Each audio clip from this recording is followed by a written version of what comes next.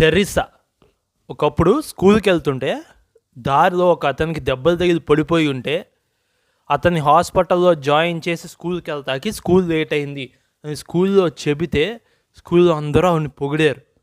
ఇవి నేను స్కూల్లో చదువుకుంటున్నప్పుడు ఒక పాఠ్యాంశంగా మాకు చెప్పారనమాట. ఇది ఎంత దౌర్భాగ్యం అంటే ఎవరిని గ్లోరిఫై చేస్తున్నారండి? మన ఇండియాలో ఎవరు లేరండి.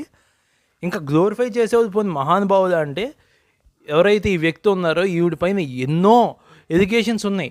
ఏంటంటే డెత్ బెడ్ మీద మతం మార్చారు అని ఎడ్యుకేషన్స్ ఉన్నాయి. నిజమా కాదు పక్కన పెడితే అటువంటి ఎడ్యుకేషన్స్ ఉన్నాయి. అలాగే గిన్నీ పిక్స్ లాగా మనుషుల్ని వాడారు మెడికల్ టెస్టింగ్ అని ఉన్నాయి. లేదు శవాల్ని తీసుకెళ్ళి ఎక్స్పోర్ట్ చేశారు హాస్పిటల్స్కి అన్నట్టుగా ఎడ్యుకేషన్స్ ఉన్నాయి. ఐఎమ్ నాట్ టెలింగ్ ఇవి నిజం అని అనట్లేదు, కానీ ఎడ్యుకేషన్స్ ఉన్నాయి. ఇన్ని ఉన్నా సరే ఆవిడని ఎందుకు గొప్పగా ఏదో చెప్పేస్తారు మన లెసన్స్. ఏముందంటే కుస్తీ వాళ్ళు ఆకలి తీర్చారు అంటారు. కుస్తీ వాళ్ళు ఆకలి తీర్చారు కాబట్టి మేము ఆవిడని గొప్పగా చెప్తున్నాం అంటారు.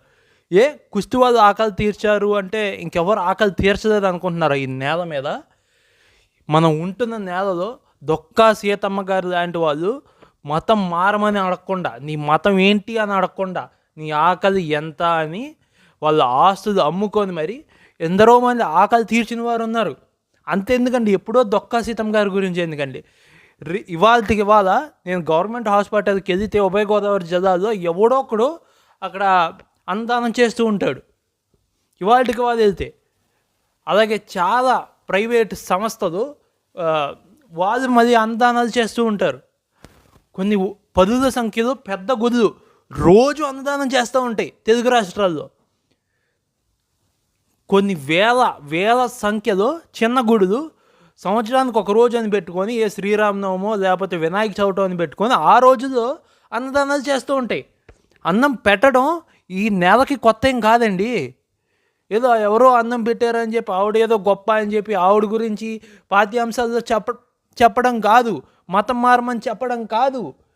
ఈ నేలలో పుట్టిన మహానుభావులు ఎందరో మంది ఉన్నారు, వారి గురించి చెప్పండి. ఈ నేల ఔన్నత్యం గురించి చెప్పండి.